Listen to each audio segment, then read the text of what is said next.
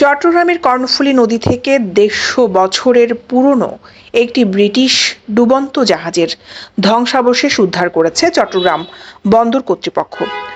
গত ৬ মাস ধরে সল্টগোলা ঘাট ও ডাঙ্গারচর ঘাটের মাঝামাঝি কর্ণফুলী নদীর মোহনার প্রায় ৬০ ফুট গভীর থেকে জাহাজের ধ্বংসাবশেষ উদ্ধারের কাজ করেছে হীরামন স্যালভেজ নামে দেশীয় একটি প্রতিষ্ঠান।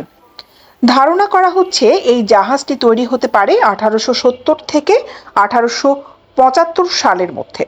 উদ্ধার হওয়া ধ্বংসাবশেষে পাওয়া যাচ্ছে ১৮৬২ সালের তামা, পিতল ও রূপার আসবাব, যেমন প্লেট, হাঁড়িপাতিল, গ্লাস, পানির পাত্র, চামচ, বিভিন্ন নকশা করা ব্যবহার্য শৌখিন জিনিস। এছাড়াও রয়েছে মোমবাতির দানি, ফুলের টব, হারিকেন ও কুপি, হাতির দাঁত, দূরবীন, ভারতীয় রুপি, মদের বোতল, কয়লা ছাড়াও অনেক দুষ্প্রাপ্য জিনিস। ধ্বংসাবশেষ উদ্ধার হওয়া প্রত্নতাত্ত্বিক ও ইতিহাস সম্পর্কে উদ্ধার কাজে অংশ নেওয়া ডুবুরি জহিরুল ইসলাম বলেন, এই জাহাজ আগে আপনার কলা দিয়ে চলত, তখন ডিজেল ছিল না, এই জন্য বেশি ধোঁয়া মারে অনেক আগে। এখন তো তৈল হয়ে গেছে, এই জন্য এখন একটু ধোঁয়া মানে ইঞ্জিন চালিত জাহাজ। কমার্শিয়াল ড্রাইভার কাজে অংশ নেওয়া ইলিয়াস বলেন, এটা আমাদের ধারণা আছে প্রায় ২০০ বছর হবে, ২০০ থেকে ১৫০ বছর এরকম ভিতরে। এগুলো তো বহুত আগের জিনিস, এগুলো তো আর আমরা কখনো দেখি নাই। এর আগে বর্তমান যুগে এই জিনিসগুলো চলে না।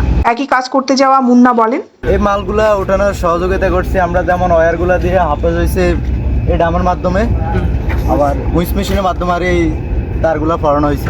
কাটিয়ে কাজে অংশ নেওয়া ফরিদ হোসেন জানান, এই জাহাজে বন্দরের জাহাজ আমরা টেন্ডার নিয়ে উদ্ধার করেছি। এখন এই জাহাজে আরও ৩-৪ গ্রুপে কাজ করছে এর আগে বিগত দিন, কেউ উদ্ধার করতে পারে না, সবাই ব্যর্থ হয়েছে, আমরা ইনশাল্লাহ সফলতা হয়েছি। ১৯৭৬ সাল থেকে ডুবুরি কাজের অভিজ্ঞতা যোগ করে ডুবুরি লিডার আব্দুস সালাম জানান, এখানে ওই বহুদিন আগে জাহাজ একটা ডুবছে বলে ব্রিটিশের আমলে। এই জাহাজ আর কি ওই পড়তে অপশন দিয়েছে হীরামনে আমার আর কি ডুবতে দিয়েছে। এই ১০০ ফুটের মতন ৩ টুকরো করে আনছি আর টুকরো আছে। ধারণা করা হচ্ছে ভারতবর্ষে যখন ইস্ট ইন্ডিয়া কোম্পানিকে বিলুপ্ত ঘোষণা করা হয়, তখন রানী ভিক্টোরিয়া এই উপমহাদেশের দায়িত্ব হাতে নেন ১৮৫৮ সালে।